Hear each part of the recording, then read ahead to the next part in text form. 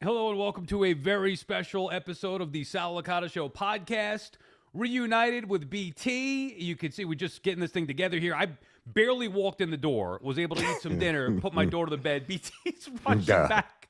Where'd you come back from? Church. Oh, I couldn't tell. Dude, Sal, I had to, I'm looking at the clock right now.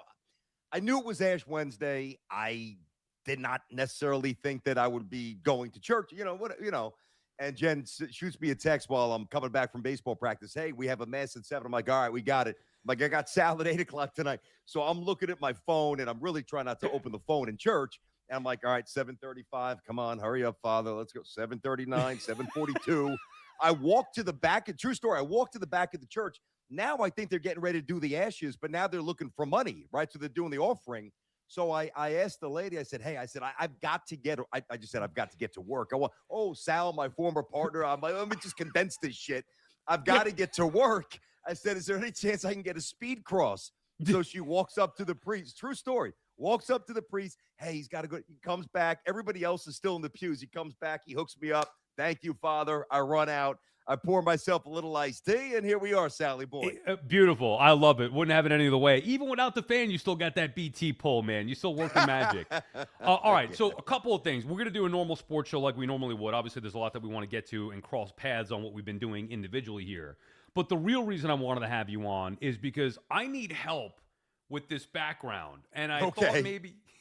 So look, I wasn't making fun of the background. What I was making fun of is that you love the backgrounds to a point where I was trying to tell this story, but you would tell it better than me because I wasn't there for it. Yep. You were the one who got them to do the Tiki and Tierney back. Right, yes. at the fan. Yep. So I was trying to say, like, I know BT loves the backgrounds. And you were texting me before you ever got yours up and running, like, oh, look at the background, brother. I can't wait. And I saw you talking about it. So I was just busting chops saying how much you love it. I do. But the Tiki and Tierney one got screwed up because somebody measured it wrong, right? Yeah, and Spike. Well, they really didn't see Tiki's name, which was fine with me. I mean, no knock on Tiki, but if there's one name that's going to be obscured, better his than mine, right? So... Oh Jesus! This fucking background, dude. What? I don't know how else to say it. So when you have a concept, right, Sal, it looks great. And the only now, all right, let me stay in a straight line here. So it was custom made, and what I was trying to do was chronicle them putting it up, right? So of course I've got some pictures. We had a couple of workers come by. Because it's like this massive printer, and it was a big process. I'm not going to waste anybody's time, but it didn't happen in 2 minutes, right? You're not printing out a rundown like Hoff at the fan on a normal printer. It's a pretty big undertaking. So although it would take Hoff forever to print out those rundowns. So. Well, it's tough when you walk in at 9:51. Right. So anyway, again, long story short. They get, of course, I take the pictures. Everyone's like, well, dude, you need 2 guys to come and hang a poster. I'm like, you fucking morons. It's not a poster. So the only problem, Sal, is that it's a vinyl. So it's very glossy, right? So think wallpaper. And then they had to like measure it to perfection. Right. So basically I've got to rip it down and I've got to get a new one because it's too glossy. You can see, like, if I actually, here, let me do this for you. Yeah. Like you can, hey, what's the name of the show? I can't really tell because there's a light banging in the middle of BT Unleashed. So I'm still really excited about the way it's going to look, but a couple of modifications have to happen. It's a process, dude. Like I say, click by click, brick by brick. We're figuring this out. It's about content, whatever. I know, and I didn't want you to think because I heard you guys talking about it, you and your guy J Rod. I was like, no, I'm not making fun of how it looks. I don't think it looks bad outside of, like you said, the glare. So obviously that's something that you have to fix. But I'm gonna wear eye black tomorrow. Yeah, right.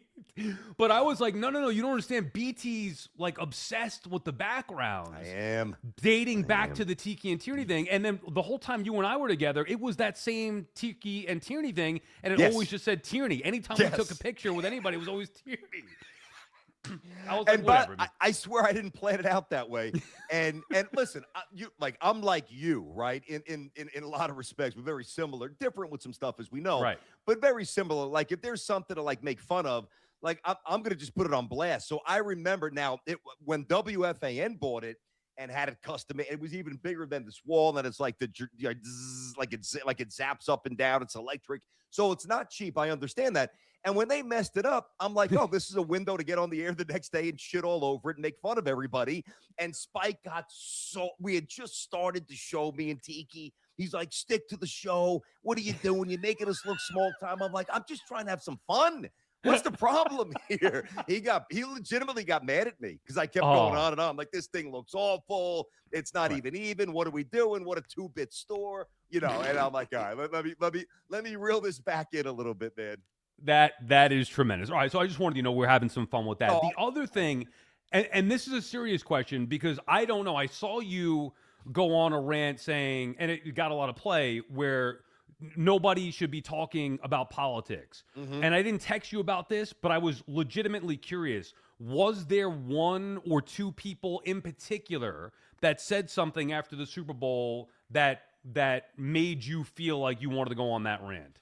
Honestly, not really. And I'm happy you asked me that because I stand by everything I said, whatever. But the one thing that gets lost in translation, because there was a deeper discussion, of course, you have a short, it's like 40 seconds. So I get the game, I get the deal. I'm not talking about, like a lot of people, like, are you talking about Stephen A? Who are you talking? I'm like, no, what I'm talking about people, not a societal issue, not something that, affects people. I mean, just those gratuitous shots, those jabs, whether it's to the right or to the left, like out of nowhere. Like it's one thing if you're having a conversation about, it's less topical now because we've gotten further away from COVID, like that. And I stayed away from that for the most part. You and I very rarely, ever, I really never touched politics, and I think we were smart with that. And I love politics. I follow it every night, and I don't try to shove it down anybody's throat.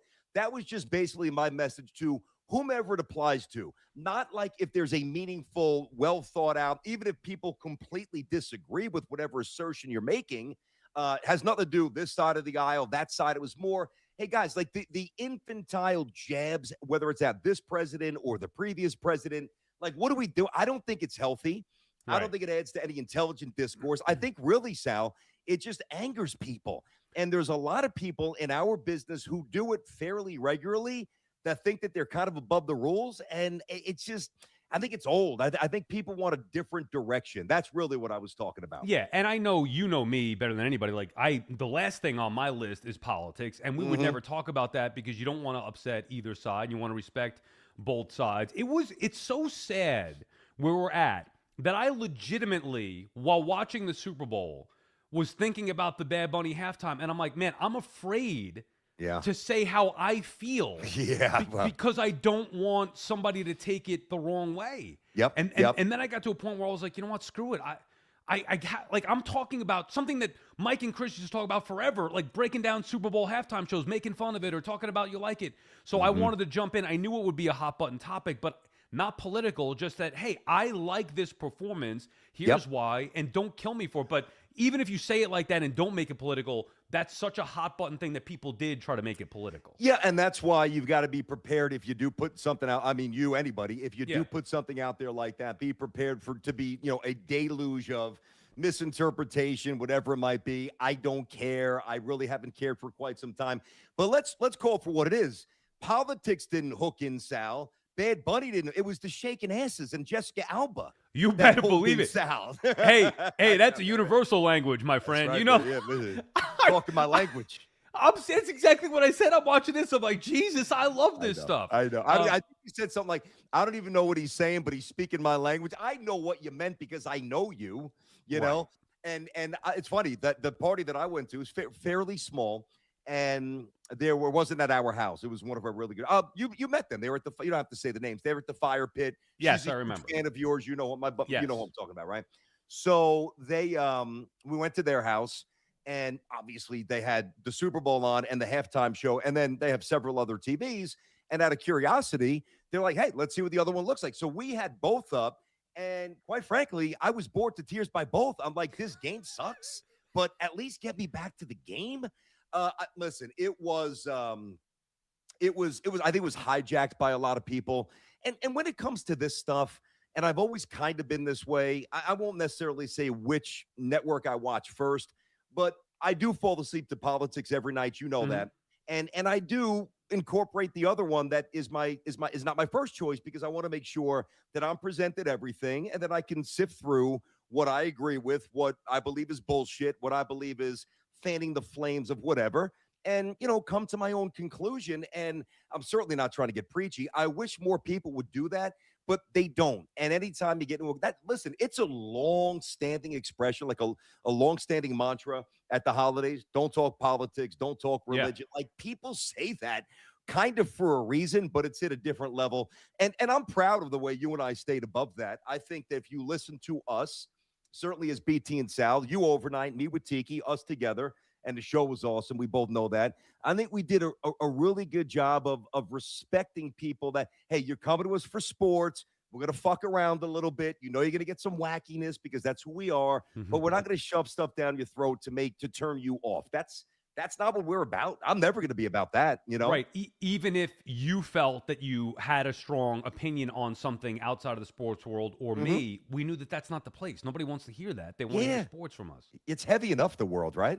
Agreed. All right, you want to start with King Cohen? I mean, you saw me do the song and dance. I'm sure you know I love it. You saw it live and in person. But like I get how many times you and I have had this conversation. We all know it. It's the Mets have stunk. They haven't won. We know that. But the thing that I love about Cohen is that he does have a little bit of George in him when he says, I'm annoyed with losing and I want to win. I'm growing tired of it. It's been 6 years for him. It's been 40 years for me and a lot of the Met fans out there. So when I hear that and also know that he's dedicated his resources to making them win, I don't know what more you want from him, from Stearns, from the team. Different story. What more could you possibly ask from an owner? Okay, so before I give you my opinion, let me hit you with a quick question. At what point does that, because at this point it's still a little bit of blind faith because he hasn't won a championship yet. And I appreciate your enthusiasm. And I think that you're a lot more right than wrong. I mean, you can't be wrong when it's your opinion, but I actually like Steve and I like what he said. And I like how he's running the Mets. But at what point, like if there's 2 years with no championship, at what point does the King Cohen, I mean, not even the bit with the scepter, but even that I get.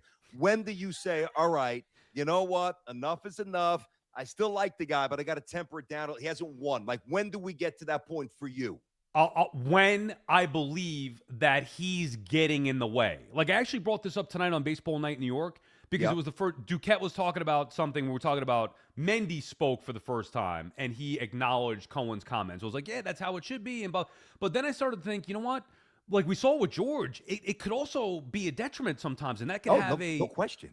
A negative impact when we all know that there's pressure on Mendoza and the Mets.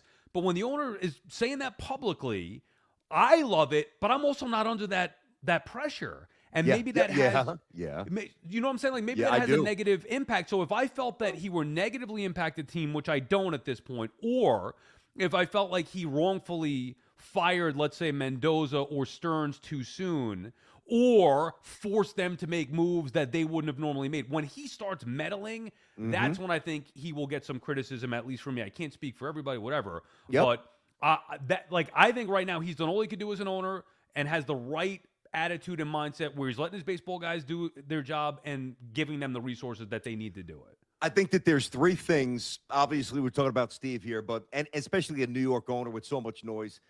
I think that there's three things I look for. Number one, do you spend the money? Check. Number two, do you hire people and let them do their job? Check. He stays out of the way, to your point.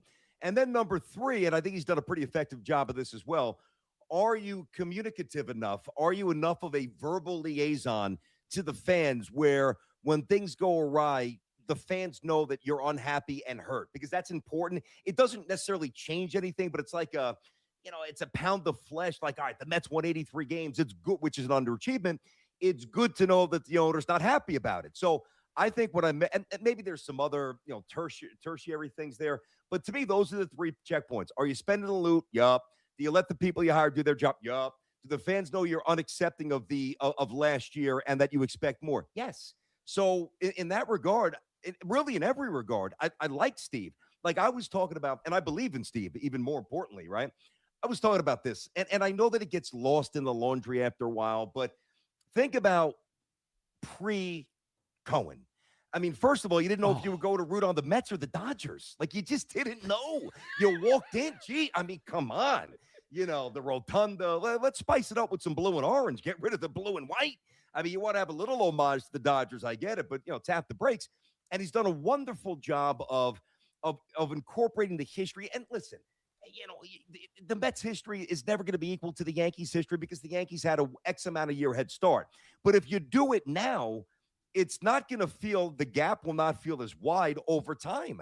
So you get Hernandez up there, you get Kuzma up there, you get David Wright up there, you get Doc and Darryl up there. And that is a connection and a unifier that the Met fans deserve, that the Met fans love. Listen, I'm more of a Cohen believer than I am a Mendoza believer. I'm not sure about Mendy. Fair enough. Yeah, fair enough. And look, he's going to be evaluated this year, as he should be. It's a pressurized year. He wasn't very good last year. I still believe in him, but he's actually got to go out there and do it. But I just don't understand. I think you bring up a good point where Met fans begged and pleaded forever to have an owner who was going to spend. He's only gotten beat by one team, and a lot of that is circumstance because of location and because of one player. Ohtani went to L.A. That's the only team that's beat him out. He did the impossible, beating the Yankees out for Soto. He swiped Bichette from the Phillies. He's trying with the Dodgers, but he just hasn't figured that one out yet. Again, nobody's perfect, and the results have not been anywhere near good enough. Understood, accepted. But my God, considering where they're coming from, to have an owner that is pissed off because they're not winning and willing to spend whatever it takes to win, also learning in his process here. That's true. I don't know what more you want. No, well, what more you want is the championship, which we know. But see, I think that there's a lot of similarities, Sal, to the early Knicks with Randall and Tibbs.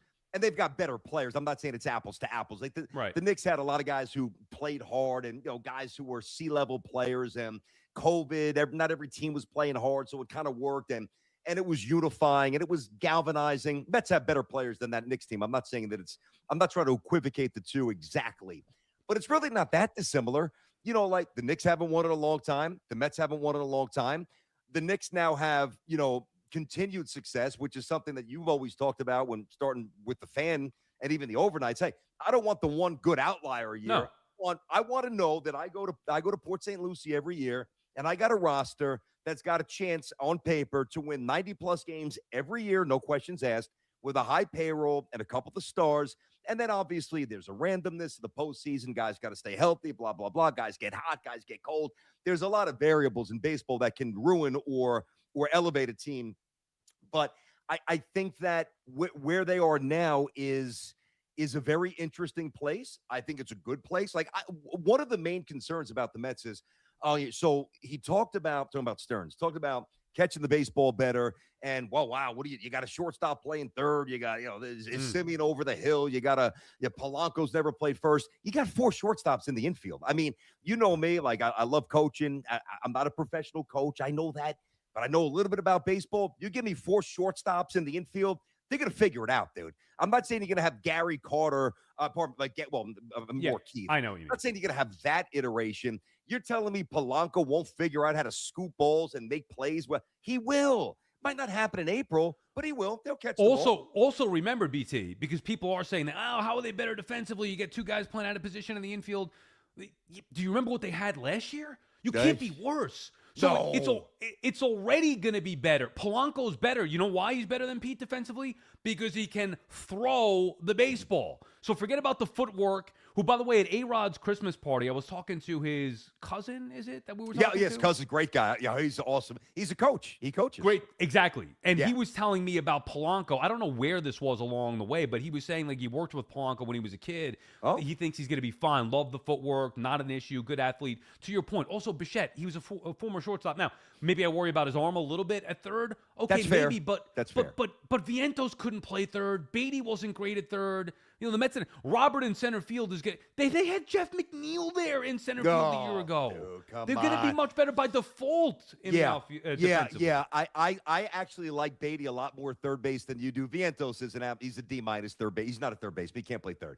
Doesn't have the hands, doesn't have the quickness, doesn't have the instincts. Not a third baseman. I think Beatty started to assimilate really well at third base. But he's not going to play there a whole lot. He'll get a little first base. I know you don't really want to see him in the outfield, but I think you will.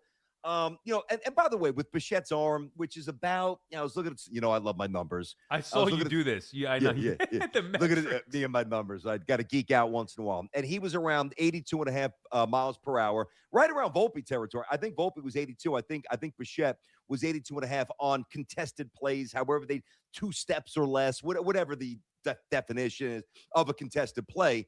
And well, how do you now? He's not going to start throwing bullets from across the diamond.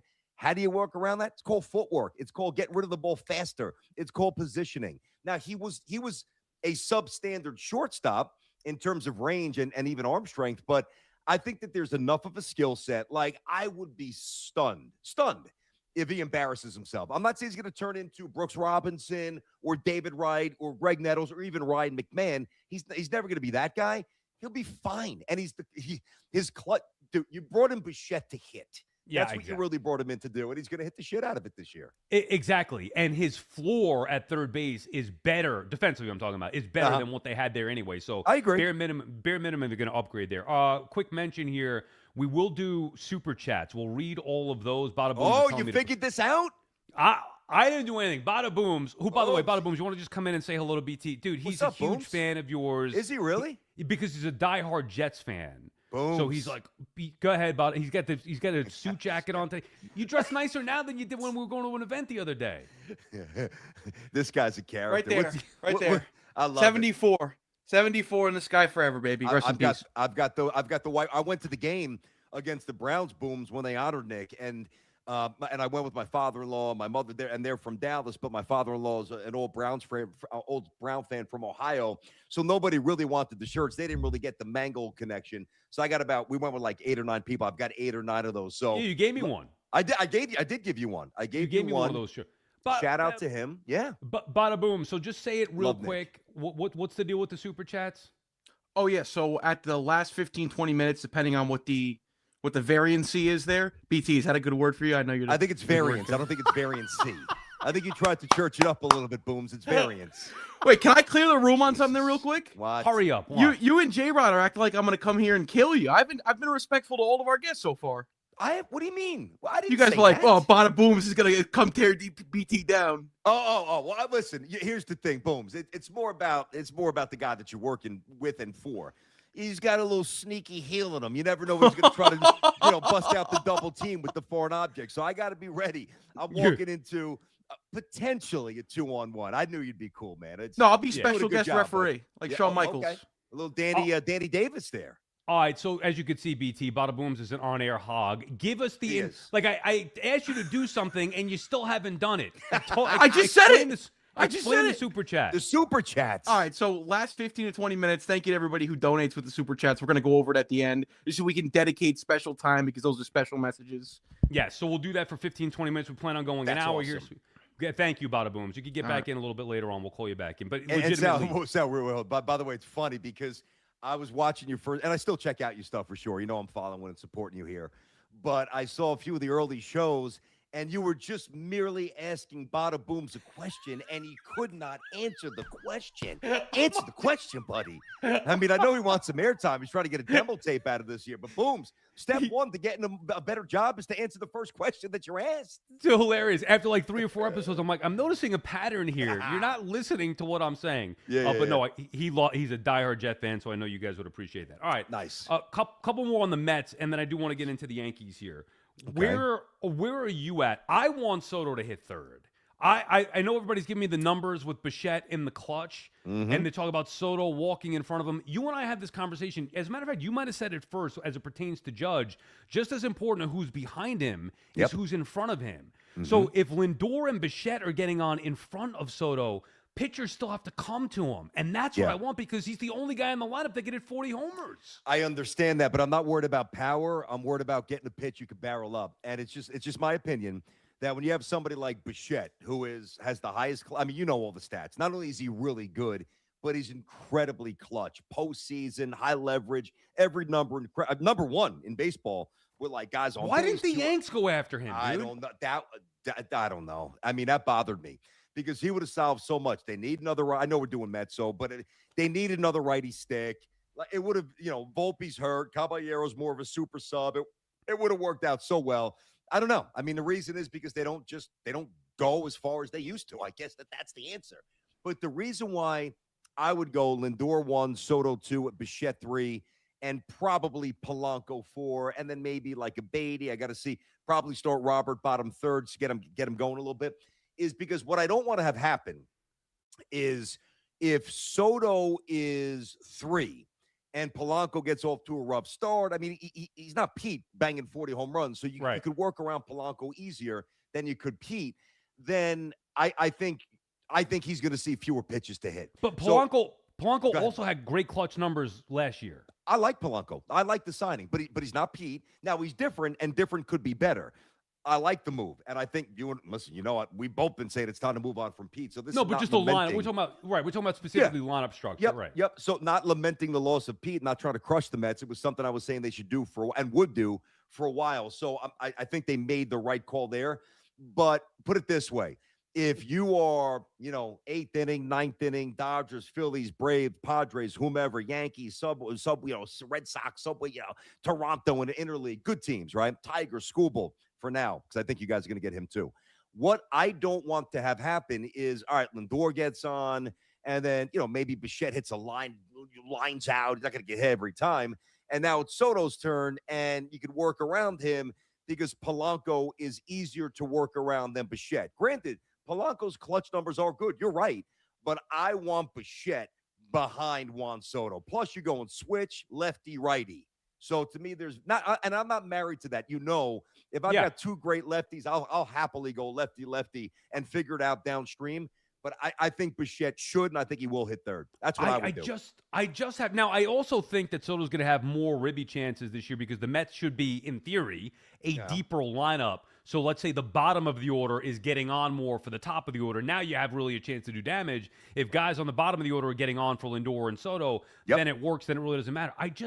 I can't, I know you and I are more old school in our thoughts anyway, but for the one guy, this is not, you don't have Judge behind him. You don't even have Pete and his power behind him. He's the one guy in the lineup that could do the most damage with one swing of the bat. I don't want to hear, well, Soto walks, so he should be on for Bichette to drive him in. I want to hear two guys on and Soto's up, and then they have to come into Soto and he's going to mash. That's my only...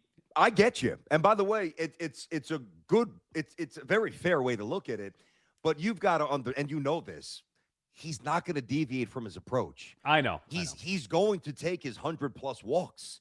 And that means the most clutch hitter in baseball is getting on with not only Soto on, but a lot of times Lindor on. That's what I'm doing. I wouldn't even consider myself. I wouldn't even think twice about, well, maybe I'll put Bichette. No, I'm putting Bichette 3. For me, it's already in pen, not pencil. Lindor 1, Soto 2, Bichette 3, Polanco 4. I've already done this on my show. Yeah. I think I put Beatty 5. I may have put Alvarez 6, and then and Benj last, assuming he's going to make the team. Bichette's phenomenal. I love him. All right. So we mentioned that the Yankees could have gone after Bichette. I'm not so sure why they didn't. And look, even with all the criticisms of the Yankees, they're still one of the best teams in baseball. They have the second highest odds behind the Dodgers. Now there's a wide margin, but still. Tired of that. Yeah, I hear you. And we talked about this when I was on your show. I just don't understand why the Dodgers could go above and beyond, why the Mets could try to do everything possible, even for the guys that, the Mets missed out on Diaz and Tucker, but they tried for those guys. I know. Then they go get Bichette, and the Yankees are like, no, we're good. Yes, they are good, and I still think they could be the best team in the American League and maybe even beat the Dodgers in a series. Who knows? But why is that good enough to just be good enough? It's not. It's not. And I resist it, and I push back on it. I refuse to accept it in terms of, well, this is who the Yankees are. In my crazy mind, I'm saying, all right, the more I bang on Cashman with this, maybe something's going to rattle the cage. It won't, but that's my mindset. Listen, I do think to be, I'm always in the business of being fair. I know it's fun when we rant and we yell and we scream, and you and I do it as well as anybody. But one thing that I really will say, the difference in the economic model of the Dodgers and the Yankees. The Yankees' revenue, Hal Steinbrenner, the Steinbrenner family, their revenue is the Yankees. The ownership of the Dodgers, it's investment. So it's a different revenue stream in a lot of ways. if the Dodgers, if there were 3 players out there that were like 25 years old, take Soto 2 years ago, that kind of player, say Skubal was a free agent, and Yeah. like, I don't know, Bob Witt from Kansas, like those 3 guys, and they wanted them, they'd get all 3 because they've just got more money. It's not an excuse. I don't make excuses for the Yankees. I pound them pretty hard. But the revenue stream for the Dodgers, it blows the Yankees. The Yankees aren't poor. Their valuation's phenomenal. But the Dodgers just have more money, and they continue to reinvest the money that they make. So All right. not only do they have more money, the money that they make in terms of profit, they reinvest it and they double the profit. All right, but then let's say, because even the Mets and Steve Cohen, they get beat by the Dodgers. So let's just say the Yankees and Mets get beat by the Dodgers. Well, then why are the Yankees getting beat by the Mets? And even if you forget Soto, all right, Diaz wanted to go to the Dodgers. Still, I thought the Yankees should have been in on him. Forget Kyle Tucker. How could you say that the Yankees shouldn't be in? I know you're not saying it. I'm just saying in general, the Yankees, they say it. What's the excuse for not going after Bichette? Because you got Ryan McMahon, who I like as a player, but I think he'll be better. But you know what I'm saying? I do. They weren't even in on these guys. You know what it is? Yeah, it's one thing, at least pretend that you're going to make a move for these guys. Can you at least, give the illusion that you're going to, yep, you know what? Hey, we're unsatisfied Toronto. They outclassed us a year ago. Unacceptable by the standards set forth by my dad. I'm talking like if I'm Hal. And now it's go time. Everybody's on alert. If we don't win this year, Cashman's gone, Boone's gone, this guy's gone. The problem with the Yankees is the shortcuts that they've tried to take over the years. It's credit and it's also a knock. They did pivot fairly well. Now, McMahon's not George Brett, but he can pick it. He's got a little pop. So they didn't have a third baseman because they went the cheap way going into 2025.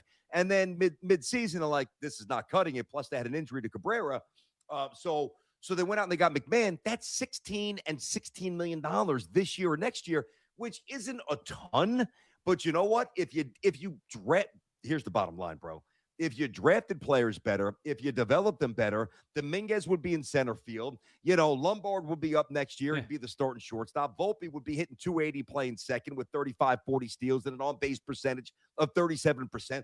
But the guys that they call up just don't get it done. And then they're forced to nickel and dime and Band-Aid it. And when you Band-Aid it that much, it makes it harder to go all in during the offseason. If McMahon, put it this way, I don't know this to be true, but I think if McMahon was an expiring contract when the Yankees got him, so now he's a free agent and he signed with the Reds, whatever, he's gone. I think that the Yankees would have had more of an avenue to really seriously pursue somebody like Bo Bichette to play third base. But I mean, he's $16 million. They're talking about luxury tax. I don't want to hear it, but they are. But that's part of the problem. We've talked about this. You and I are on the same page with Stanton and the way that him being there sets them up poorly, the way that they construct a ball club. It just doesn't make any sense. Jazz at second, we thought maybe there was a chance they would trade him, and that could have opened up an avenue to have Bichette. Wouldn't you rather, I know Jazz is, the athleticism is sexy. 30 homers, 30 steals, too many empty at-bats, not a gamer. You put Bichette there, it's a totally different story, that type of bat in the lineup. So there were ways to make it work. At the end of the day, they didn't figure it out. Another point here, 2 things before we move on. Maybe we'll do the Knicks. And remember, we'll get to the Super Chats here, last 15, 20 minutes. Nice. Bada booms. I'm not retweeting stuff during the middle of the show here. I'm getting this stuff in the What is he getting on you? Sal, retweet what I tagged you in when you get a chance. I mean, hold on, Booms, how is he going to do that? I mean, see, here's the thing. And this is one of the differences, Sal, and it's a big difference from radio. And I'm loving YouTube, and we're both crushing it. We're both all in, right? But one of the differences, even though we were always video, then people could watch the live stream on the fan, obviously. But you don't really get a respite. Yeah, you could call in Bada Booms. Yes, I call in J-Rod here and there. But if I want to look something up while I'm doing my YouTube show, it's dead air. Yeah, and I try to get him. Booms. I try to get him to do it sometimes, and he's like, "Oh, I don't know." He's better on air than he is at looking stuff up, which is how I used to be when I was behind the scenes. So that's okay. All right. You mentioned Dominguez in center, and you and I fundamentally disagree on this, and I saw you just do something recently on your show as well. I think Dominguez should be in the minors. Not that I don't think he's a big league player. I'm trying to have them for once, for goodness sake, properly develop these guys. You mentioned it. It's the same thing every year. Volpe, Wells, Dominguez. They're sending Dominguez down the same path that they did with Volpe. Meanwhile, they should be learning from that. Volpe should have been sent down to the minors after he got the job and was struggling a little bit. Send him down. It's not saying you can't make it. It's trying to develop him properly. Now, what are you going to do? Have him be a fourth outfielder on this team? There's no room for him to fully play and fully develop. I think Boone wants him on the roster. I know you're saying you think he's going to end up in the minors. I think they want him on the roster because they think he's useful, which he can be. But now you're developing a fourth outfielder instead of the stud that he was supposed to be. I'm surprised that one of those players, Jones or obviously Jason Dominguez, has not been dealt yet. That surprises me. I don't have any faith that Jones will ever make it. I just don't. He just strikes out way too much. I don't think Dominguez is going to make the team, and it's going to really piss me off. Think about this, Sal, and I'm not saying he's a star, and I understand the thought, hey, there's something to be said for, getting, let's say, 28-ish at-bats a week versus 7, 28 in the minors, 7 in the bigs. All right, you want to get him more bats on the right side. You want to get him in center field, get him defensive reps. Yeah, and we know. But to me, think about the runway they've given Anthony Volpe, who hits 212 and gets on base 28% of the time. And I know that Dominguez's power is not quite what I thought that it would be, but I do think it's going to – he's still young, and I still think it's there. Stole 20 bases, hit almost 260, and was on base 33, 34% of the time, and he's going to get sent down. But the shortstop, and I'm rooting. I love my local stories, and I love me some Volpe, but I got to call it the way it is. He's been awful, so he's been a disappointment. They keep running him out there. Like, if he wasn't hurt, he'd be the opening day shortstop. And it just doesn't seem congruent. Like, why are they giving him more run and basically giving Dominguez no chance to get any traction? I don't get it. But don't you think it's better for his development with the way that they're currently structured? I'm not saying that they should have brought back, clearly they weren't factoring in Dominguez when they decided to offer Grisham the qualifying offer. They wanted Grisham back. Okay. Right. But don't you think it's better for his development if he gets to play every day in the minors and then can come up, hit the ground running, and be the stud that we expect him to be? You know what? I see both sides. I truly do. I know what you mean. It's an old adage, better get some reps, play every day. The problem is, it's funny. Boone called me last night. I was talking to Aaron for a while, right? I was going to the grocery store, phone rings, Booney, pick him up. I wanted to pull over to the side of the road. I barely got to the grocery store before it closed, so I was able to I had to get what I had to get. But we had a good chat, right? And we were talking about Dominguez and some other players, right? And, the one thing that I said to him, and he agrees, when we were growing up, Sal, when we were young, AAA was legitimate. Like, that's where the guys who were on the cusp, that's where the veterans who weren't quite, pitching or playing well enough were sent down to get their act together. AAA stinks. Really, AA now has become the launch pad because the players that are getting called up are younger and younger and younger because they're so much more refined. So he's going to be in AAA. The pitching's going to be weak. He's going to destroy the baseball. He's going to do very well. I can promise you he'll do well. He'll look really good. And then what does it mean? Like, are you waiting for somebody to get hurt? Because if he's not and I don't think he's making the team. If he's not in the plans on opening day, if nobody gets hurt, what would change? Nothing. So you're going to waste a year. Right, which is why I hate the structure. Yes. And by the way, I would send him down to the minors. I would have done it a year ago to let him develop properly. But if you are going to keep him up here, he needs to play. He needs to play. You can't develop another DH that can't play the outfield. I know. That defeats the purpose as well. So what are we doing? Pick a spot, put him in left field, and let him play every day. And clearly they're not going to do that. Well, they can't, listen, the one thing I will say about Grisham, and I didn't want him back. I didn't think he was going to take the 22 QO. I thought somebody would give him 3 years, 60, 3 years, 50, whatever it might be, and give him a chance to really bank some generational wealth, whatever. And that didn't really, I was surprised he took it. You know that. But let's be fair to the situation. And I know his defense took a little step back, and I don't like him against lefties, and he's not a leadoff hitter, and I don't trust him against high leverage pitching late. But if he is to replicate his season from a year ago and hit, even if he doesn't hit 34, let's say he hits 30 home runs and has an 800 OPS. Last year, I think it was 820, right? And hits 240, 245. I mean, 22, think about it. 22 million's a steal at that point. Yeah. So I kind of processed the retention of him a little differently. Not that I was unfair to him. I think I was just thinking bigger because I know he's going to hit leadoff certainly against righties, and I don't want him to. And when he's here, they're going to write him in a lineup at the first spot against right-handed hitters. So I was almost like, if you get rid of him, they don't have that option, and maybe they could try something different because different could be better. He's a good player. He's fine, but he's blocking the path to somebody who could be a much better night-to-night, five-tool, maybe, contributor. And as long as he's here, and as long as Belly's healthy, and knock on wood, Judge, and obviously everybody, he's not going to play. He's just not going to play. You know what that sounds like to me? Your take What? on Grisham there? What? Sounds like Booney got to you. No, stop. You don't want to laugh, dude. You know what's funny? He loves Grisham. He yelled at me for that. This guy.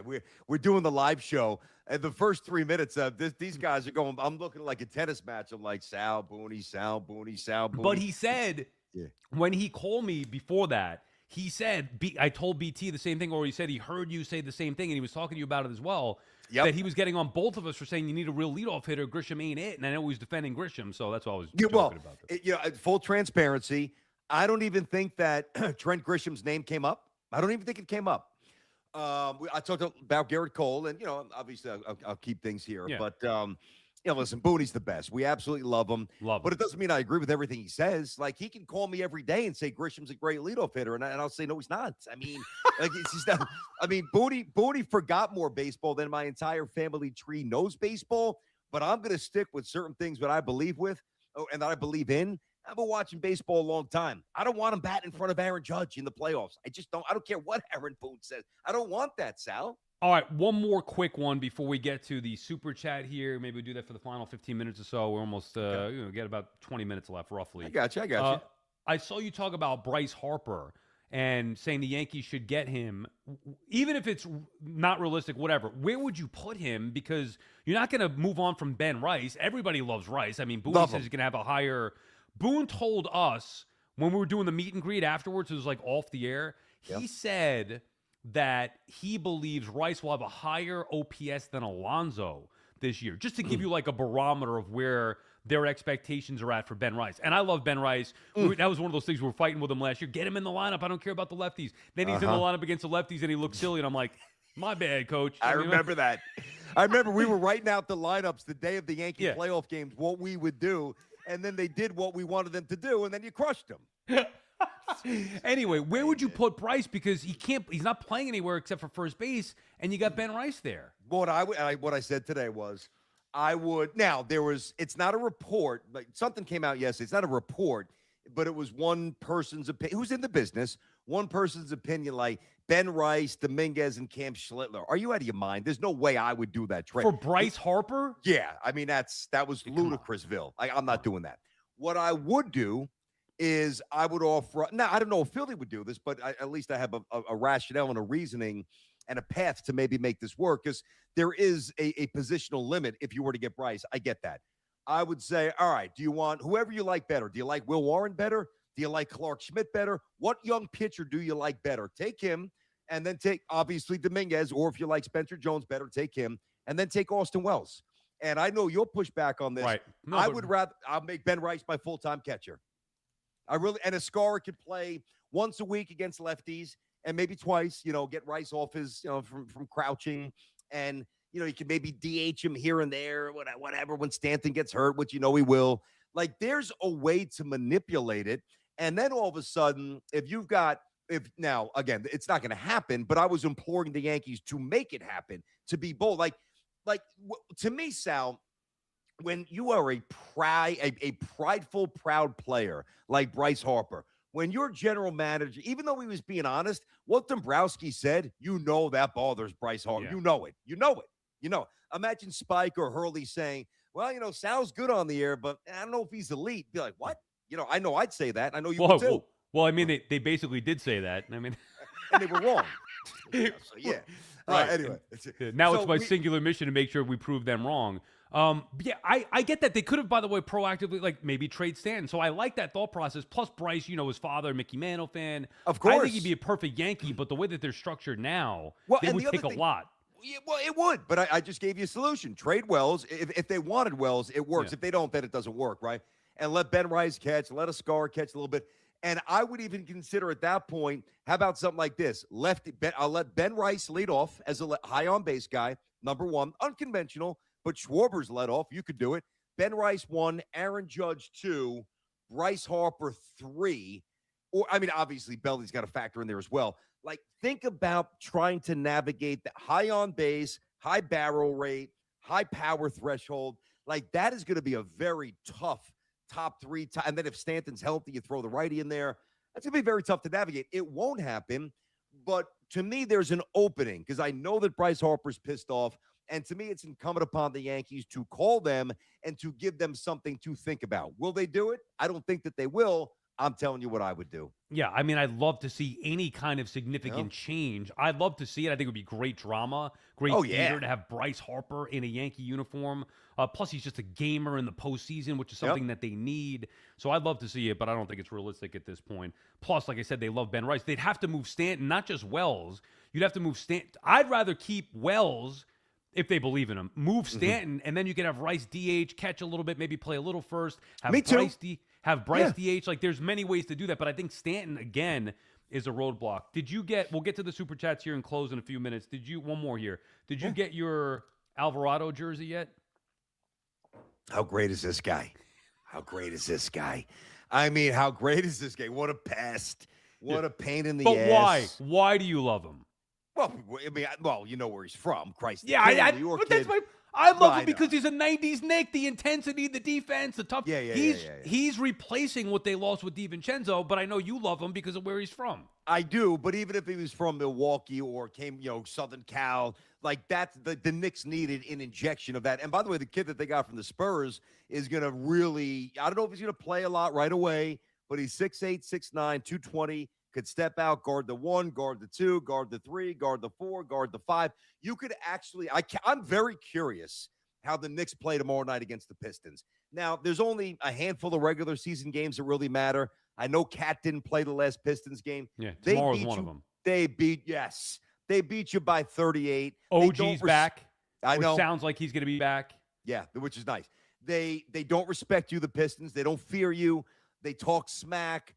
They like the Knicks need to show it's a barometer game for me. I want to see what their standard's going to be against a team that obviously expects to beat them. The Pistons expect to beat the Knicks. I think the Knicks show some toughness, but if they don't, that's going to be very eye-opening tomorrow night. All right, you want to hammer out some of these Super Chats here and then say goodbye? Well, yeah. I mean, you make the money on the Super Chats. I don't make any money on them. Well, you got to pay me back for last time when we were together on your thing. I was seeing these things pop up. Bing, bing, bing, bing, bing. Yep. Bada Booms, how do we do this? Are you just going to put them up and I read them, or do you have to be a part of this? He should put them up. Okay, go ahead, Bada Booms. Just put them up and then by the way, maybe just give it a second here. Let him get everything in order. Yeah, I get it. We should mention we're trying to wait and have the special announcement about a second BT and Sal live. Yeah. We are actively trying to secure that. So yes, we are. We are. Still, I think it's going to happen. We don't have a definitive date yet. Mm-hmm. I think we have the venue, but we're not going to say it yet. Not yet. Not yet. But we're planning. Dude, I mean, I know we talked about this both at the venue and then here, and we might have talked about it on your podcast as well. That night, the live show was incredible, man. It was awesome, dude. It was really a surreal experience, and to feel the love after what we went through, obviously, at the fan, to feel the love from everybody in person like that was just incredible. And if we can make it happen again on Long Island, we talked about this, if there's a demand for it, we will supply it. So we'll see how that goes. But there is a plan that's getting firmed up as we speak to do it on Long Island in April. We were texting about this today. Again, we can't name the place yet. There are a few variables. So you got to learn to trust me is what you got to do. Like there's certain things, and I get it. We look at things differently. Our minds are wired a little differently. My instincts, just like your instincts with certain things, are always on point. With certain things, my instincts are on point. And I know, not I believe or I think or I hope, I know that the demand for BT and Sal is strong. I know. I read comments. I really don't jump into that stuff too much. But with everything that went on in the last couple of months, I have, admittedly, more than I have in a long, because I really don't care what people say. This was different, especially the way we started on the wrong end of the stick. I know. I mean, the really wrong end of the stick. To see it flip and to see people try to lift us up, people love the show. And when we, not if, when we get together for the second BT and Sal live show, not only is it going to be awesome, but it's going to be sold out again. And it's going to be phenomenal. Okay, you're right. And there are times where I should trust your instincts with certain things, but then there are others. And this is why I think we could work as a pair, because we do have similarities, but sometimes those similarities could be negative. Like we're both loud or whatever, or passionate. But then the other similarities, I think, complement them well. You're brash and outgoing, and I'm more like shy and like, I don't know if it's gonna work. And you're like, no, it's gonna work. But then, like, I'm telling you, all right, hey, you come on the show Wednesday. Yeah. We'll announce like special announcement, and then I'm seeing you already promoting a thing that's it wasn't even. I may jump the gun a little bit. Yeah, well, what happened there, without calling out my boy Tooch, but I will, our boy now, but sir, I've known him forever. I love him. I got to call him out. Because I was getting ready to do my show, right? So I'm in here. It's like 9:40. J-Rod's, I'm in here earlier now, but it's getting close to the show. Communicate with J-Rod, getting the mic done, the camera, blah, blah, blah. And we're going back and forth, right? And if you look at do this tonight and then text me and you tell me if I'm right or wrong. I explicitly said, so I could go with this. We're good. We're good on the date. Right.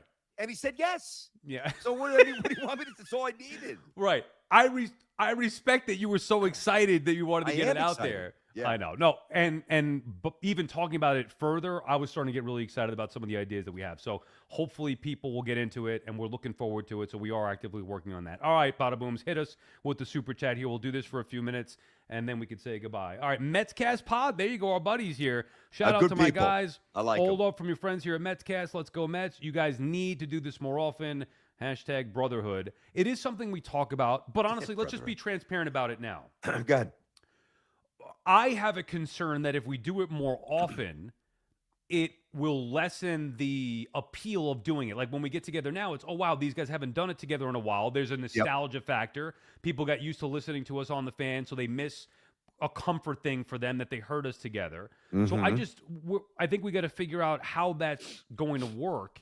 I definitely think there's a space for it. I just don't know how often you got to hit that sweet spot. You do. Now, I wouldn't say I disagree because you meet me a little bit there, but I do see it differently. When there's a demand, you meet the demand. All right. If somebody, like I'm getting ready to get my digital store lined up, BT Unleashed hoodies and mugs and all that stuff, right? Some beanies, some cool stuff with some expression. Stop walking around work like a loser. Brian Cashman has not earned the right. Playoffs with Zach, all that crazy ass stuff that we did. And if there is a demand for, let's say, hoodies, and I don't restock the digital store, I'm an idiot. It's very clear, Sal, that there's a demand for BT and Sal. Now, of course, the logistics, you still work at SNY, so you've got that part of the day wrapped up. I've got St. John's. I've got motivational speaking. We're doing a lot of other stuff. I really think, and this, you know what? We could probably talk about this off air, but I'm going to say this on air.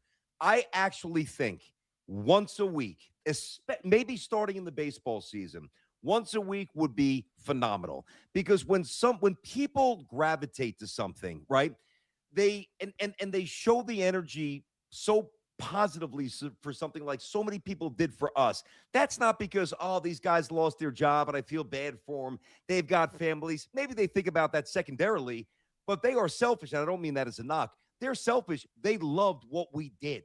So imagine if you're a band and you got a couple of hits that everybody wants to hear, and you show up on stage, you don't play any of the hits. People walk out saying, what the hell was that? It's not what I wanted. I want the hits.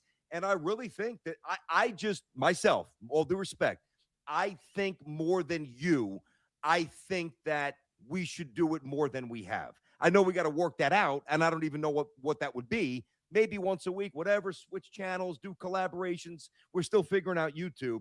I promise you, people would love it. Love it. I have no doubt about that. I don't know what to think, man. Just being honest, like I do understand what you're saying, but I'm also still scarred from what happened. And I was just talking to somebody about this today, and they're like, you shouldn't look at it as a failure. And like I loved, okay, well, we were ranked second in the Barrett thing. Okay, great. I Yep. truly do love, and I told you this, like I'm so proud of the 2 weeks that we did. I love the live show that we did.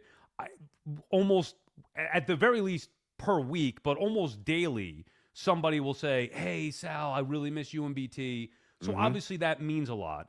But of the shows that were moved, of the people who were let go, it was you and I. And I I know. can't help I I know. can't I so know. like how do I they didn't think it was good. They can make whatever excuses they want and say whatever they Yep. want. Ultimately, at the end of the day, they came to the conclusion that we weren't good enough to be in that lineup. And that's something that I told you about this. Like, I'm struggling with finding my independence again and getting back to where I was because I never anticipated this being the case. There's a lot there. I know it's heavy and, No, no, these no. are, I love that you're being this honest. I yeah. love it. And I think I don't know how many people are watching, but I know a lot of people will see this. I think people appreciate that honesty because let's face it, there are things that you can control. And I say this to my kids every day. Well, not this every day, but I say it a lot. Control what you can control. Honestly, control what you can control. And we went in there like soldiers every day, not especially when things went awry in some of Yeah. the circumstances. But even before that, we went in, even when you and I were figuring things out and Yeah. butting heads up, that light goes on, it's go time, right? So I don't care what they think about the show. I don't care what they did with the station's lineup. They fucked up. That's what I honestly think. I mean, I'm just being honest with you. Our show deserved better. And I always say this, and I mean it. I've got a lot of respect for people in that building. It doesn't mean that and a lot of friends. It doesn't mean that I think that they got it right. And if I did think that they got it right, Sal, I wouldn't have invited you on my show. I wouldn't, have put the wheels, and I'm not trying to take credit for it by any stretch, because without you, it wouldn't have sold out. No, but you did it. I gave you credit for that. But Yeah. I don't need credit. It's both of us. They But came. it's true. I know. Well, all right, all good. But without, like, if I didn't think that we were special, and I know that that sounds almost egotistical, but I don't mean it to be. And I think people who know me know that I don't mean that in an arrogant way. If I didn't think that we had something special, I wouldn't have put the wheels in motion for the first BT and Sal. I wouldn't be so proactive to get you we can do the second one. We will sell this out. I wouldn't have had you on my YouTube show. I wouldn't be running out of church early, begging the priest to hook me up with the cross to come on your show. Like, I know I have been doing this a long time, and so have you. And you sat in the studio and you watched the two best in the history of our business to ever do it, Mike and Chris. And I'm not saying we're them. I'm certainly not saying that. But when something works, and when there's legitimate chemistry, not contrived. Oh, let me get the fake laugh because he's my partner, and it really wasn't funny. Like, what we created was real, and what we had was rare.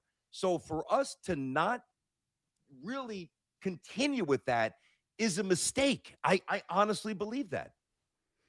Well, I mean, it's a lot there, and we'll get back to the super comments here. And we're working on it. Like you said, we're gonna try to do that live show number 2, and we'll see what we could do here to formulate a plan. I'm still trying to lick my wounds and come out of this thing. You've been full bore since the beginning.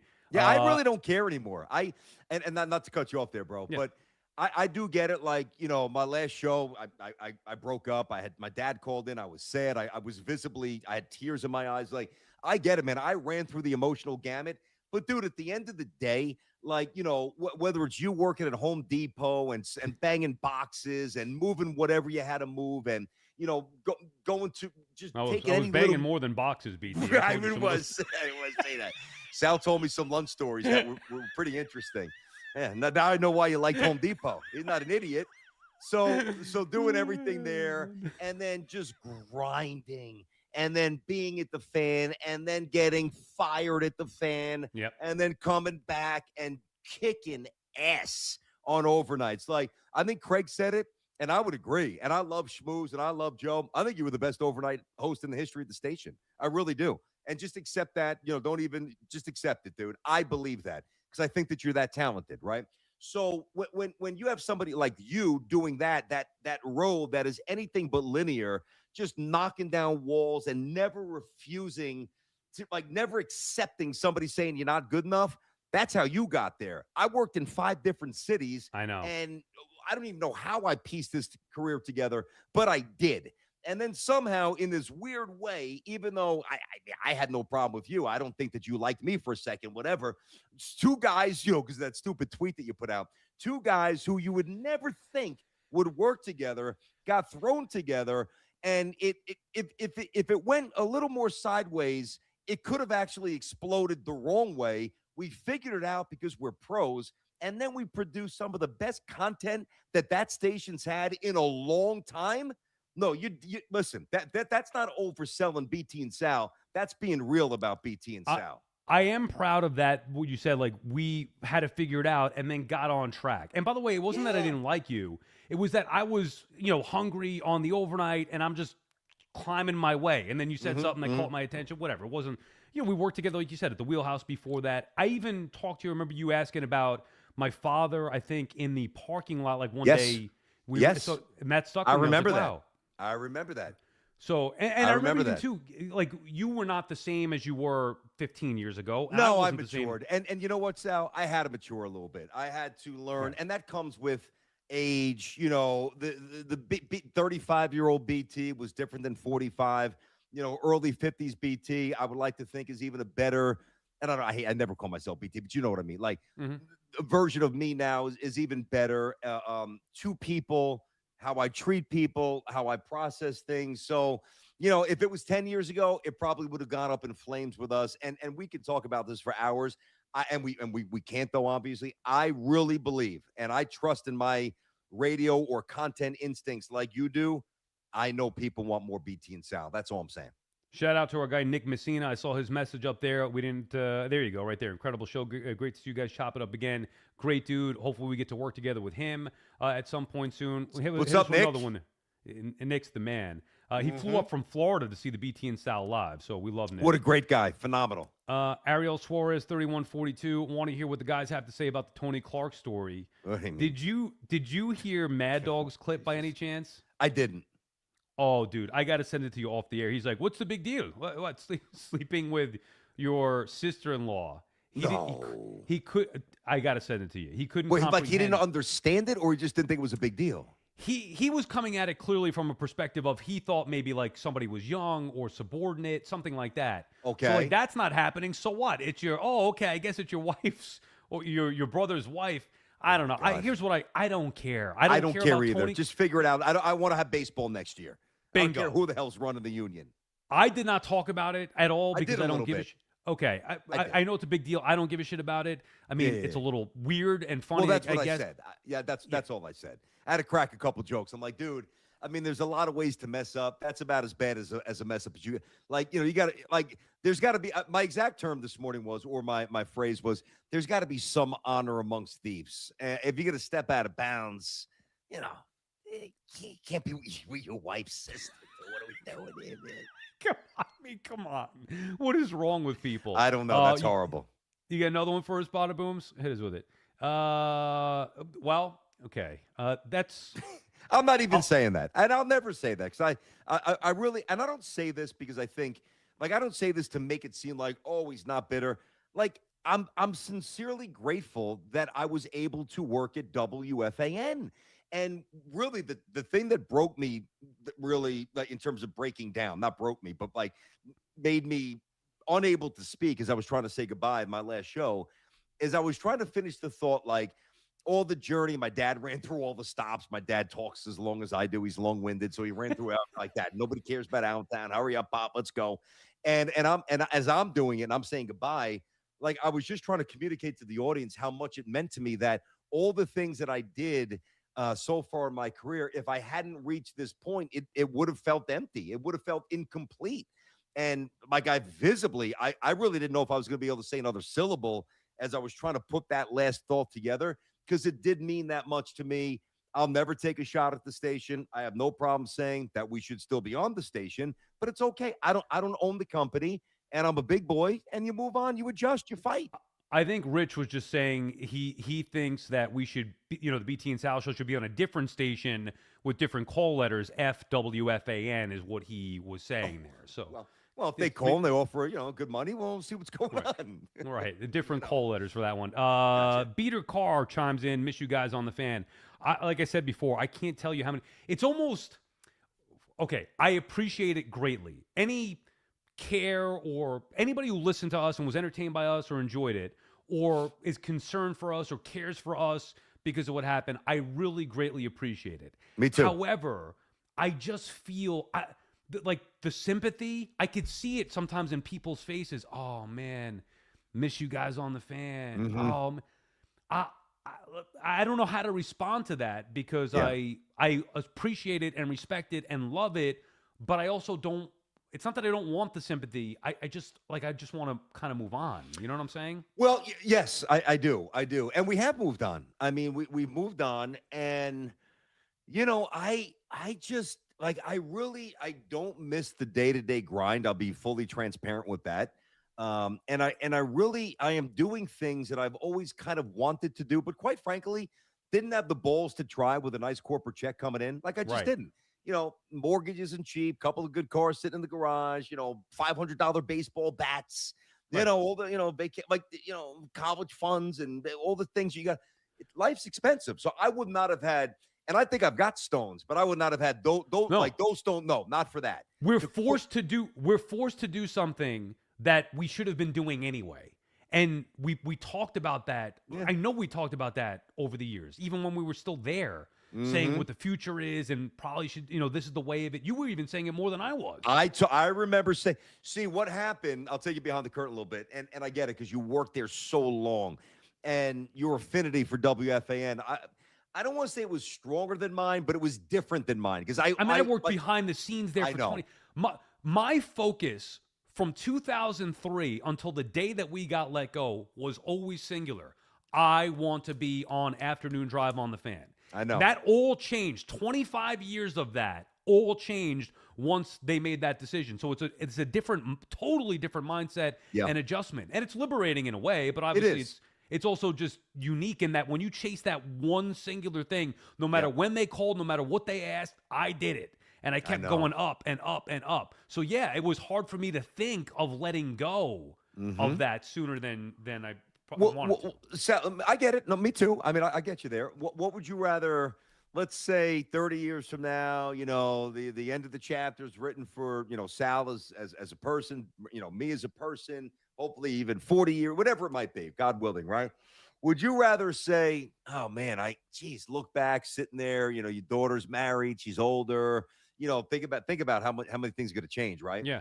And you're sitting there and you reflect on your life. Would you rather that reflection entail a little bit of hurt from being let go from the station that you always aspired to be on? Or, man, look at how much I worked and how much I did, but I never was able to touch the one thing that I truly aspired to do.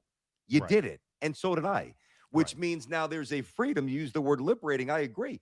Like I would not have been able to take off the other day to go and do motivational speaking.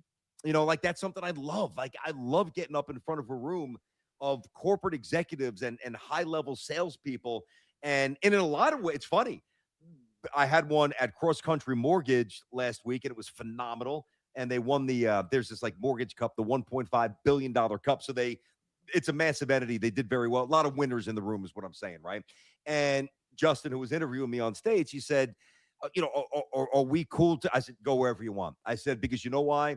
I said, it's actually made me, and I was talking to Jen about this as well, whatever happened to us, whether it's a failure, whether it's being screwed, whether it's whatever, a combination of both, it's adding depth to my ability to now communicate to a room of people to inspire them. Like if I could still get a big check and walk in, but WFAN, phenomenal. But when you have to dig deep and live what you're telling that room, it's more real. Now it's more transferable, I've said this, the first time I got fired was the best thing that ever happened to me. And now I plan on turning this one into the best thing that ever happened to me. But I also have to acknowledge that I am hurt by it. And there's no other way around that. No, I But I get think it. I think it's healthy to have that happen. Telly Lot checking in. Great to see you boys doing your thing. By the way, Sal, did you give Danny my super chat message? Yes, I did. Telly Lot. I told her that you love her, you had a crush on her, all those different What? things. Wow, he sent a message the other day when I had Oh, jeez. Danny Wex on the show. I So saw there you that. go. I like Danny. Danny's in St. Louis now with the Cards, right? Dude, how great is this? She's good. Her hometown team. Oh, I didn't She know that. She's from St. Louis. Her That's great. hometown team is the Cardinals. Yeah, yeah, She's yeah. now got the job to be their in-game reporter. Going to do a little pre and post as well, but on Cardinals broadcast gives me goosebumps. I'm so happy for her. She's not So leaving New York, but okay. permanently, but she's doing that job. So she's doing like what Gelbs and what Correct. Really? I think it's more of a That's- combo of Gelbs and like Gary Apple. Their role, I guess, a Gotcha. little different. So I some like Gary her. Apple, some she's great. She's great. I don't know her. She seems really cool. She knows her stuff. Knows her stuff. Love it. I She saw filled some in- of the clips. I saw like, you know, I mean, and she, like she seems to have a pretty cool personality. Very. But you know, some of the, you know, like I mean, some of these guys are just weird. They see a younger, you know, attractive, and that's always subjective, whatever. Yeah. A woman on TV. And like some of these guys, like they lose all sensibility. They tweet stupid stuff, the DMs, like just show some restraint. So show some class, buddy. Hey, come on. They don't do it. Come on, you're asking No, way they too don't. much on social media. No. Strategery? How do you say that? Strategery? Strategery. There you go. Thank you, BT. Yeah, Always that's the what I smart do. one. So, Yeah. you know. When you guys would come on at 10 a.m., I'd tell people it's time for baseball banner with baldies. As a fan and a bald, I'm allowed to declare this. We appreciate that. Thank you very much. One thing I am proud of too, aside from just the 2 weeks, is that there was a part of our show. And I know we need to evolve and reinvent, and the way that everything is going in the sports world. Although I know by our fans, they like traditional sports talk, and that's what we gave them every day from 10 to 2. While we also worked in some elements of fun, which I am proud of. Like I like that too. But we were a meat and potatoes sports talk show, which turned some people off, and other people though love that because you don't get it often enough anymore. Honestly, really, maybe the last true sports show with the fan. Think about it. The last true. Well, maybe by 2 sports fans, like because you'll have Evan and Tiki. I would think is a primarily sports show, but Tiki's a former athlete. More than I mean, if a you fan. want to look at that, well, sure. You know what I mean? Like the older conventional format, kind of the last of its kind, and you know, I'm proud of that. That like I don't look at that as like, oh wow, what an antiquated way of doing radio. That to me, that's a badge of honor. I'm very happy to carry that. Like we're proud of that. We love doing that. We love sports. That's why we're on the. Gee, I mean, come on, man. You know what I mean? I know. We love sports. That's what made us here. Johnny Alvarez checks in. What do you got there, Bada Booms? I don't see a message. I just see the little donation. They're just giving you some money. Not a bad world. We appreciate that, Johnny. Matthew checks in here. Any potential guests for the next live show? Yes, but we can't divulge it. Yeah. No. Can I give you a little tease? But no, I don't even want you to give it a tease. You're gonna let the cat out of the bag. All right. You could say that you reached out to someone and there might be something working. That's what I mean. Yeah, I don't want you to tease it at all. But yes, okay, I'm gonna do another pull the curtain back here. Yep. We need to get to a point. If it really is BT and Sal, there's a demand for that. Then it should be about, okay, BT and Sal, you're buying the ticket to come see us because you don't get it every day. You're coming to see us. We are going to try to put on a show and get as many guests as we possibly can, but it shouldn't be about the guests. That's kind of my... Dude, hold 10 second timeout. I'm looking outside my window at my son. I think he's wearing, what are those, these sliding pants, you lunatic? He's just taking swings and like flexing. I'm like, what are you doing? Hey, I wonder did the St. John's where he game gets it from. Oh, yeah, I know. Did the St. John's game start, Colt? How we doing? UConn's losing to Creighton. All right, I'm with Uncle Sal. I'll be out when I'm out. Tell him I said hello. We'll try to wrap it up here. No, Thank you for that one. No, we're good. We're good. I just want to make sure we get every comment in. Yeah, Safety blitz. Who would you wager has a better chance at a bounce back year, Alvarez or Vientos? Go ahead, BT. I mean, it's different. Vientos is trying to bounce back from kind of a lackluster performance, and Alvarez is trying to prove that he's physically viable. So I don't really equivocate the two. I don't think it's the same. Who do I think will have the better season when it's all said and done? I think Vientos is a bit of a more pure hitter than Alvarez myself. But I could go either way because I know he's got some juice in that bat as well. I'll probably say Vientos, but I maybe could be convinced Alvarez. How about you? I would go Alvarez. Now, I don't know if that's hope. Look, dude, at some point, he's either going to be a bust or like he can't do it again. And then, come on, this is the year. Let's go, dude. I'm not even going to say that. Like last year, I think I was talking about him being an all-star or an MVP candidate. I forget even what I was saying. Maybe it was 2 years ago. No. That's how. No. That's how much I believed in him. Yeah. And I don't believe in Vientos as much. I think Vientos still could still be viable, even in an awful year last year. He hit 20, whatever it was, 18. He picked it up a little bit. But I mean Alvarez. If not now, then I'm done with him. All right, what do you got, Bada Booms? Let's quickly go through this year because we want. He said there's like 7 more. Another strategery. Okay. Yes, once a week is perfect. Perfect build-up time. Okay, thank you. We'll take note of that. The other thing is we have to figure out when that would happen. Understood, of course.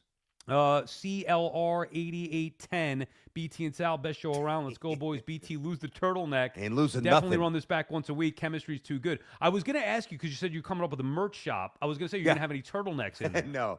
No. A few people did actually say that in the no turtlenecks. No, dude, I haven't actually worn a turtleneck in a while. I kind of missed it now that I forgot how sweet it feels. Nice and tight. You pull it off well. I thought you were going to wear one to the BT and Sal live. Well, I didn't want to sweat. Like, I'm like, is it going to be hot up there, pounded with lights and stuff? The bald head. I literally came home from baseball practice tonight, and I was wearing sweats and a hoodie of the team that I coach, Colts team, and I just threw jeans on, and I guess this was just washed. I put it on. No, listen, I don't care what anybody thinks about my turtleneck, including my wife. I like it. I wear it. Period. And that's all that matters. She doesn't like it, though. Still doesn't like it.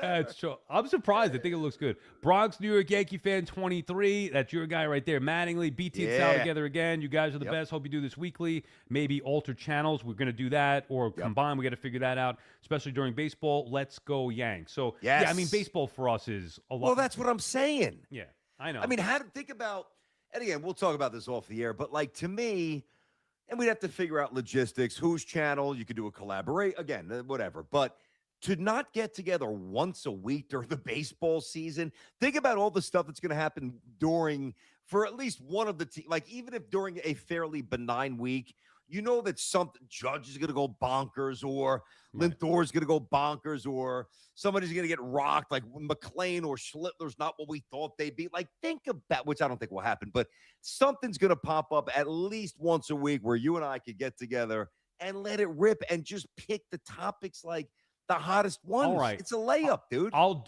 do it, but you got to improve that background. I can't work with that. I'm working on it. I'm working on it. I was so excited. Then I'm like, I got the wrong. It's glossy. It's not matte. Now I might even change the color scheme. I'm a mess with this, dude. But Nick, you got at least like the culture of some of the continents behind me, right? I see it. What is that? Is that Canada over there? I'm not. That is South America right there. You dope. Right? No, come on, man. So look, you got North America. There you go. Okay. You got Canada, North America, South America, right there. Nick Messina again. Europe and Antarctica, or anyway, we got. Nick Messina again checking in. He's got the power to make this happen. Once a day, once a week, once a month. You guys are incredible solo together. Give us more. We appreciate checking in, Nick. Bada Booms, we're wrapping it up. I don't want to keep BT much longer. I'm good, dude. Don't worry. Keep making money, man. We're good. Weekly, D-Rod checking in. Weekly show is the way to go. BT is right on. We did talk about that even before we collabed. Remember, like, dude, honestly, I remember talking about this in studio when we were still at the fan. Yes. Like, all right, there's definitely going to be a market for like after those 2 weeks. Yeah. And I tell people this all the time when I'm doing podcasts or whatever. Like, I feel like I've never been more famous than after that. Like that. Yeah. It was everywhere. I know it was, dude. Everybody wrote about us. I mean, you couldn't go through a day without some very big, well-known media site writing about, honestly, about us. It was crazy. It was probably the best thing that could happen to us because before that, it was these two guys are assholes and I can't stand them. And now it's like, oh, we miss BT and Sal. We feel so bad. Yeah, listen.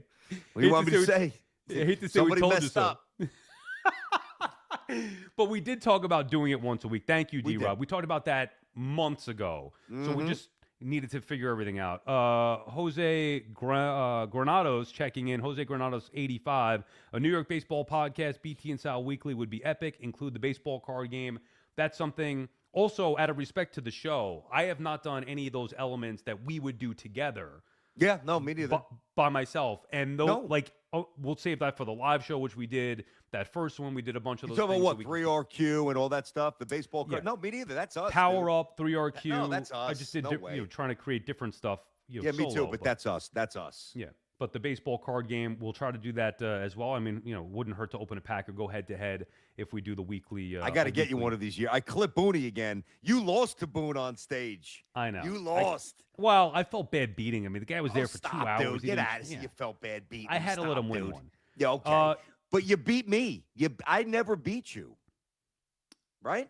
In the World Series, that is correct. All right, we can do that and space out. If we do this once a week, then we'll have, we'll figure out when it's time for the baseball card World Series. Dude. Maybe we close the baseball season with that. Last one, BT. Okay. D-Rod again. BT and Sal, WFN, David Stearns, you guys, screw them. Like you said, we'll let you guys say that stuff. We really don't. Here's Gray Wind 86. I love drunk BT. He's not. No, come on. I poured a little time. That definitely not. I wouldn't get on camera. There's limits, and I poured myself a little Macallan, a little tiny taste right there. No, that definitely not. But maybe a little looser than normal, but certainly good to go. Inside the MLB baseball season soon. We look forward to that. Maybe we do like a live one. We'll crack open some of that bourbon Field of Dreams.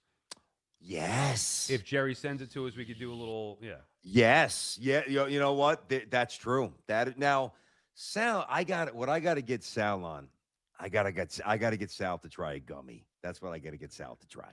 That's what I got to try. Maybe a live stream. I've never done it. No, before. I'm not saying on the air. No, we don't want to do that to you. Why not? That might work. That might sell. Hey, at this point, I'm up for anything, BT.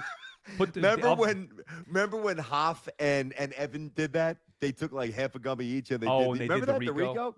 I remember. I didn't listen to it, but I remember hearing about it.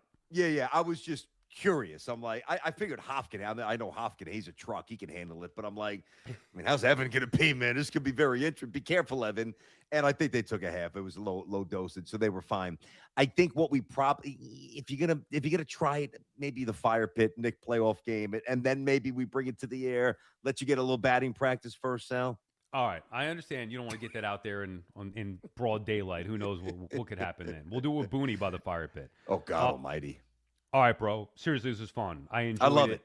We're working on stuff. So for those of you, I don't care if it's 2 people, 200 people, 400 people, whatever.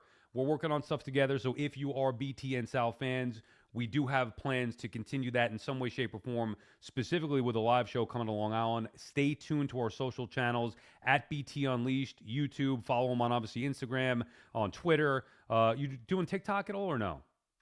You know what's funny? I signed up. I don't even want to do it. But I signed up for TikTok yesterday. Haven't posted anything, right? And I've done a lot of research. I've talked to a lot of people who've been doing this, playing this game for a while.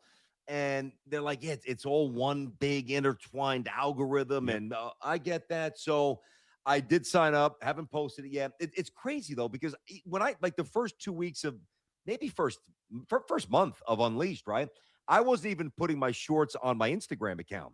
I was just keeping Instagram, St. John stuff, not even really family stuff anymore, but just some selective professional stuff.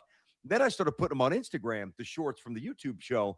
And the one with Providence the other day, it's up to 97,000 views. I didn't even say anything, really. You must have touched a nerve with the Providence fans. I guess. But I wanted to. It's kind of like an experiment, because then what happened was, and I know this isn't a massive number, but it's big compared to where I was. There's when people start to follow you on Instagram, there's comments, there's follows, there's verified, all that stuff up top.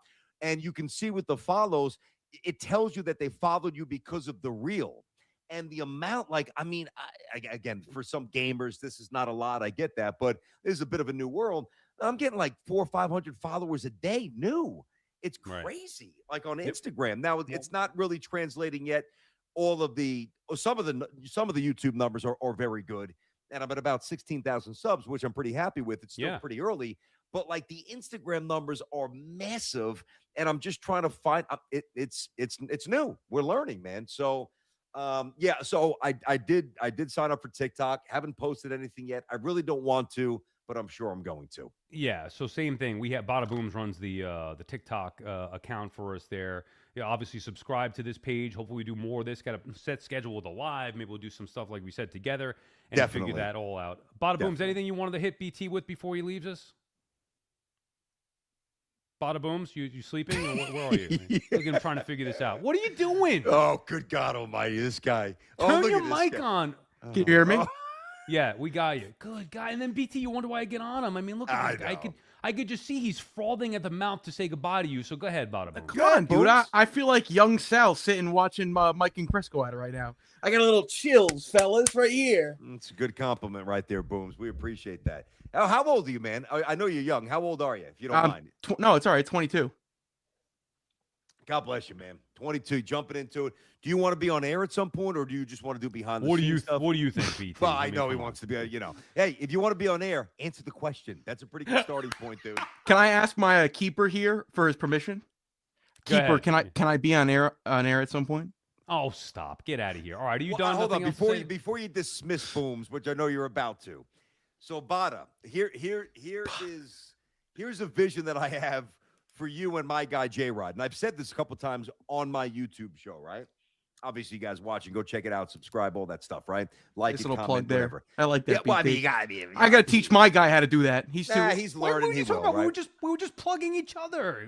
Calm down. Hey now, hey Whoa, now, whoa, hey now, dude, hey take it easy. now, I mean, I had one scotch. I didn't have 7. Relax. hey now.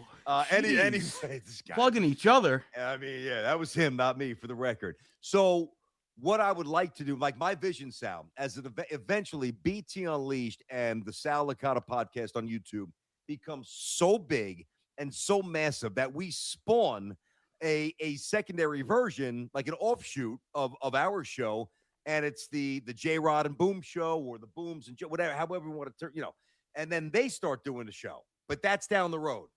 Yeah, well, I hope so. We got to build our. I'm not sure Bada Booms can cut it, as a matter of fact. So. I'll do whatever you guys want me to do, as long as you get me a nice background. That's all I require. Well, that's you're talking to the wrong guy, because you won't even be able to read it if it's me. I'll All try. right, Bada man. Booms. No, I'm just playing. Thank you, guys did a great job tonight. BT, got it, one bro. time from you. Can I get the mystery of faith? Amen. I mean, I'm not gonna get it. Listen, I got the cross on my head, and I'm proud of it. But I'm not gonna start singing hymns. No, bro. absolutely. I love it. All right, I'll see you guys. You know what Bada Booms is? You're unkillable. Get out of the show. Ah. You can't kill him. Get out Look of at the him. show. He is a wacko. Perfect at for this. you, man. He won't Come on, disappear, bro. dude. Look at him. There he All right. That does it for this episode. Seriously, BT, we appreciate the time and appreciate you joining my channel this time. We'll work it out where we can do something together. Stay tuned for announcements on both our social channels and YouTube channels, where we'll announce the live show 2, BT and Sal live show 2. It'll be on Long Island. Stay tuned for that soon, because I'm assuming we're going to have details on that. All right, bro. This was fun. My pleasure, man. Anything you need, I got you back. I love you, dude. I miss working with you every day. This was a lot of fun. Bada Boom seems like a great guy. Keep doing your thing. Keep grinding. You're going to see, like the first couple of weeks of the YouTube show, just even learning how to go into the studio and understanding the analytics and understanding all the stuff. You're a smart dude, and you're very good at this. Once you figure it out, you're going to love it. You're still a little kind of feeling, I don't mean your content. Yeah. Your content's great.